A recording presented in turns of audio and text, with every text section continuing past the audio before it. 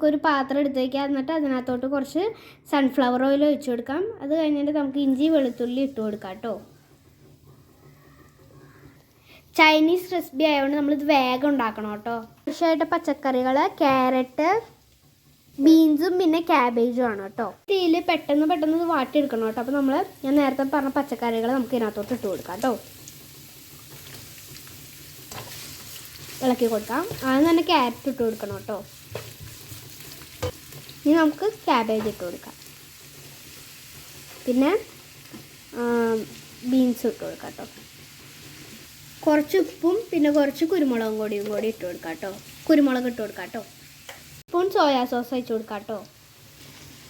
Guys നമ്മളപ്പോൾ ഇതിനകത്തോട്ട് 2 മുട്ട പൊട്ടിച്ച് വയ്ക്കണം കേട്ടോ.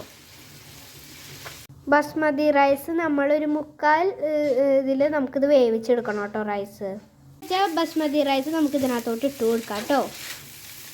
നമ്മുടെ ഫ്രൈഡ് റൈസ് ഇവിടെ റെഡിയായി വന്നിട്ടുണ്ട്. നിങ്ങളിത് വീട്ടിലുണ്ടാക്കി നോക്കിയിട്ട് ഇഷ്ടപ്പെട്ടാൽ കമൻറ്റ് ചെയ്യണം, ലൈക്ക് ചെയ്യണം, സബ്സ്ക്രൈബ് ചെയ്യണം. പിന്നെ ബെൽ ബട്ടണും കൂടി അമർത്തി കൊടുക്കണം. എന്നെ സപ്പോർട്ട് ചെയ്യണം. അപ്പോൾ എല്ലാവർക്കും ഇനിയൊരു വീഡിയോ ആയിട്ട് വരുന്നതായിരിക്കും. ബൈ.